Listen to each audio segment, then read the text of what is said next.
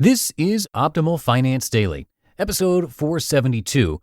What do you do with your extra money?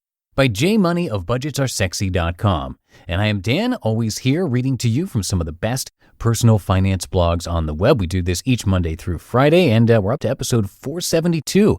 Not too long now till we hit episode 500. And I'm going to keep this intro nice and short for you today, but if you like the podcast, if you like what you're hearing here, please stick around until the end. But for now, let's hear today's post and start optimizing your life. What do you do with your extra money? By JMoney of budgetsaresexy.com. That was an excellent question I got from a reader recently, and it's one most of us often wonder about ourselves, and one that usually means we're doing pretty well too. The people asking this question are currently at number 3 of the cash flow categories. 1. You're losing money every month or paycheck. 2. You're breaking even every month or paycheck. 3. You have more money coming in than coming out every month or paycheck. 4. You have a ridiculous amount of money coming in versus going out every month. Number 1 sucks the most, but we've all been there at some point in our lives. Number 2 means you've at least got the ship back upright again and now humming along in place. Number 3 means your ship is finally starting to move forwards towards your goals. And number 4 means you've already crossed the finish line and you're now in uncharted waters with much more money on your hands than you know what to do with. Most people fall into categories 1 through 3, but I digress. Question time. Here is the first question I was asked in this reader's email, followed by my thoughts and answers on a couple other questions as well. Hopefully they help you too. Once all the bills are paid off, not the house, other bills like cars, credit cards, etc., how do you prioritize what to do with your money? JMoney's answer. It depends on my goals at the time, but usually all my extra money goes right towards investments unless something super important or scary comes into the picture, like losing a job or depleting an emergency fund, etc. Provided we have no consumer debt, though, and a flush e-fund, here's the order of where our extra money would go, prioritized to take advantage of all retirement tools at our disposal. 1. Put money into a 401k up to the employer's match to reap all free money. Or in my case, SEP IRA since I don't have a 401k. 2. Max out my Roth IRA. 3. Go back to my 401k, SEP IRA and max that out too. 4. Wildcard time. Wildcard time is the best. Similar to number 4 in our cash flow group, this is the spot most of us only dream about.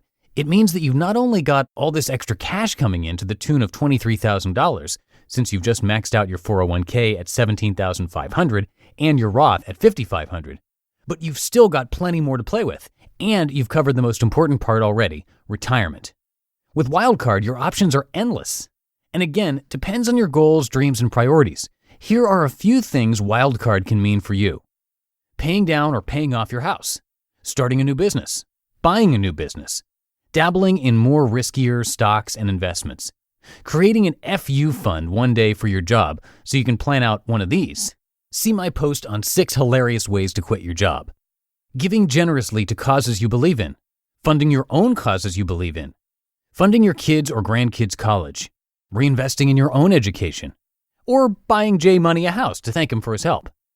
And I bet there's a good dozen or so more you can add to the list of dreams yourself. It's an incredible phase to be in, and I've been in and out of it myself over the past 6 years.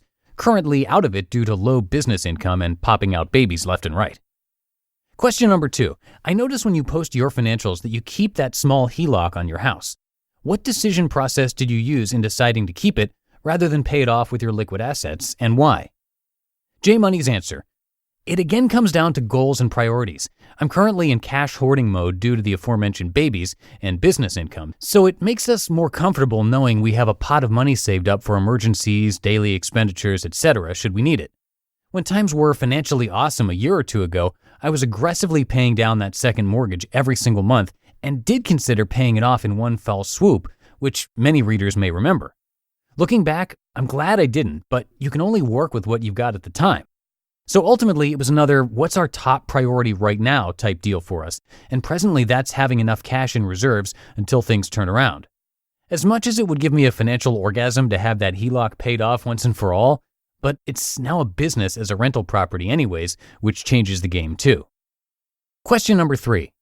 Now that our bills are paid, I am struggling with whether or not I should fund 529s for the grandkids, I'm going to, make principal reductions on our large second mortgage or on our larger first mortgage, increase our investments, pad our liquid savings, or do some very necessary and long-neglected home repairs? J Money's answer: that's a tricky one, mainly because I don't know much about your situation, nor do I know your long-term goals. Do you see a pattern here? I'd be willing to bet most financial advisors would probably tell you to pay attention to your own situation first, and then if and when you've got that locked down nicely, go ahead and save or invest for others. Even family, because you got to make sure you're good first. But of course, being a father now myself, I totally get wanting to provide for kids and grandkids, and it's usually a more emotional than financially correct thing. So personally, I'd probably do a mixture of everything in your shoes. Maybe put 80% of all extra money into your own investments, projects, and mortgages, and then siphon away some for the grandkids as well. That way, everyone wins. But I'm certainly no expert in the matter. Just remember this one thing: everything's temporary, in both life and in money. So what you work on now can be completely different than what you work on in 12 months or even 2 months. So I always suggest taking action in the route that makes the most sense to you right now, and then adapting as time goes on. Don't get trapped in analysis paralysis and drive yourself crazy. All these routes improve your life. Hope this helps a little to everyone hearing this right now. It's a good problem to have. You just listened to the post titled, "What Do You Do With Your Extra Money?" by J Money of budgetsaresexy.com. And before we go, if you enjoyed our episode today and this crazy idea of reading blogs to you for free, it would be great if you could share this podcast with someone. You can simply email or text them a link to oldpodcast.com/listen, or even better, if you're able to actually subscribe them to the podcast right there on their smartphone, that helps us a lot too. It's a really big help to keep this show going. That's going to do it for another edition of Optimal Finance Daily, and I will be back tomorrow when I will have a post from Ramit Sethi. He'll be talking about the laziest way to invest your money right now with great returns. So I'll see you there in the Wednesday show, where your optimal life awaits. Hello, Life Optimizer. This is Justin Malik, creator and producer of this podcast, but also Optimal Living Daily, the show where I read to you from even more blogs covering finance, productivity, minimalism, personal development, and more from incredible bloggers like Derek Sivers, Zen Habits, Mark and Angel, The Minimalists, and all the ones you hear on this show too. So if you enjoyed today's episode and like taking amazing blogs on the go, come on over to Optimal Living Daily and subscribe to that one too. And together, we'll start optimizing your life. You've been listening to Optimal Finance Daily. Be sure to hit the subscribe button to stay up to date on each new episode, and head to oldpodcast.com, that's OLDpodcast.com, for a free gift as well as more actionable tips and resources to help you maximize your potential. Thanks for joining us, and remember, your optimal life awaits.